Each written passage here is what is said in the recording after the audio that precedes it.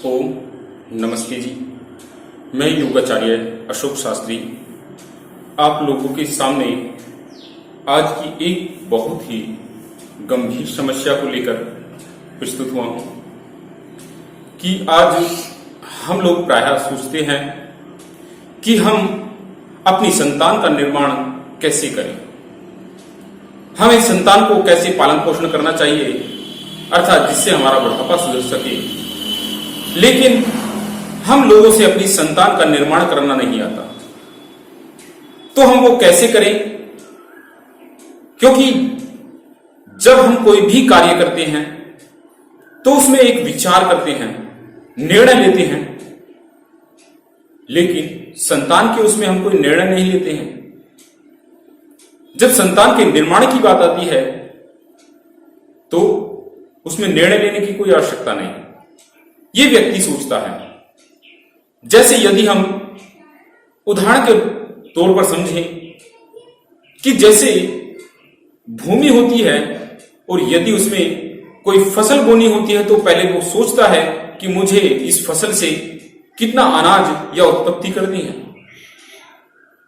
तो वो अब उस फसल की तैयारी करता है उसी हिसाब से। अब यहां पे प्रश्न करा गया है कि यदि भूमि को अच्छी तरीके से उसकी जुताई ना करी जाए और अच्छी किस्म का उसमें बीज डाल दिया जाए तो फसल अच्छी नहीं होगी। लेकिन यदि भूमि की अच्छी तरीके से जुताई कर दी जाए और बीज वो उसमें अच्छा ना डाला हुआ हो तब भी फसल अच्छी नहीं हो सकती। उसी प्रकार से यदि भूमि को भी अच्छे से जोत दिया जाए और बीज भी अच्छे से उसमें तैयार डाला जाए, लेकिन उसके बीच में जब तक फसल तैयार ना हो उसमें बीच में कोई भी पानी या इसकी निराई गुड़ाई ना करी जाए तो फसल तब भी अच्छी नहीं हो सकती है। तो फसल अच्छी प्राप्त करने के लिए आवश्यक है कि हम अच्छी प्रकार से भूमि को जोते, अच्छी किस्म का उसमें बीज डालें एवं बीच बीच में उसको संस्कारित करें, अर्थात उसकी निराई गुड़ाई एवं पानी समय पर दें, तो आपकी बहुत अच्छी फसल प्राप्त होती है। ठीक उसी प्रकार से जब संतान की बात आती है तो हमें ईश्वर से प्रार्थना करनी चाहिए। हमें कैसी संतान चाहिए? हमें अपने कुल का नाम रोशन करें, अपने परिवार का नाम रोशन करें, अपने माता पिता का नाम रोशन करें। तो उसके लिए हमें योजना बनानी चाहिए कि किस प्रकार की संतान चाहिए। उसमें पति और पत्नी के दोनों के विचार एक से हो कि हमें कैसी संतान का निर्माण करना है, और उसके पश्चात में गर्भाधान संस्कार हो, पुंसवन संस्कार, सीमांकन संस्कार, जातक संस्कार और नामकरण संस्कार। हम इन संस्कारों को भूल गए हैं, सीधा एकदम नामकरण संस्कार पहुंच जाते हैं। तो आज अगर देखा जाए तो संतान केवल एक्सीडेंट होता है, कोई योजनाबद्ध तरीके से नहीं होती है। तो अब हम यहां पे सोच सकते हैं, विचार सकते हैं कि हम एक अच्छी संतान को प्राप्त नहीं कर सकते, तो उससे हमें अच्छी संतान तो प्राप्त होगी नहीं, और वरन हमारा जो वृद्धावस्था की तरफ जैसे जैसे हम बढ़ते हैं हम कहते हैं कि हमारी संतान अच्छी प्राप्त नहीं हुई है, संतान हमें देख नहीं रही है।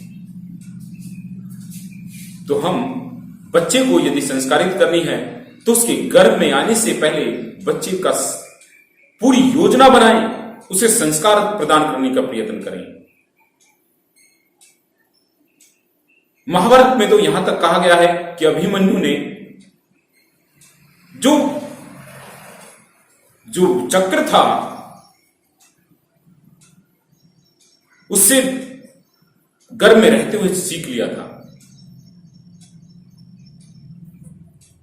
तो उसी प्रकार से हम लोगों को भी यदि सुसंस्कारित संतान चाहिए तो जो माता पिता हैं जब उन्हें पुत्र या पुत्री की चाहना हो तो उसकी योजना बनाएं, कुछ समय के लिए ब्रह्मचर्य का पालन करें, ब्रह्मचर्य का पालन करते हुए गर्भ धारण करने से पहले गर्भाधान संस्कार कराएं, और जब गर्भ स्थिति का पूर्ण रूप से पता चल जाए तीसरे माह में उसका पुंसवन संस्कार कराएं, 7वें माह में सीमांतिन संस्कार कराएं और ईश्वर से प्रार्थना करते रहें कि हे प्रभु, हमें ऐसी उत्तम आत्मा इस गर्भ में प्रदान करें, हमारे इस कुल का जो नाम रोशन करे, ऐसी संतान को हमें दें। तो इस प्रकार से हम एक अच्छी संतान का निर्माण कर सकते हैं। तो यदि आप लोगों को हमारी ये वीडियो पसंद आई हो तो इसे आप लाइक, शेयर और सब्सक्राइब करें, कमेंट भी अवश्य करें।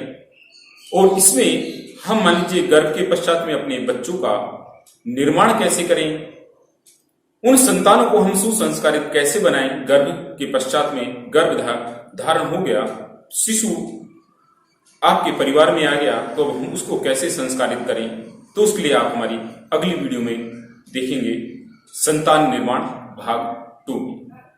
नमस्ते जी।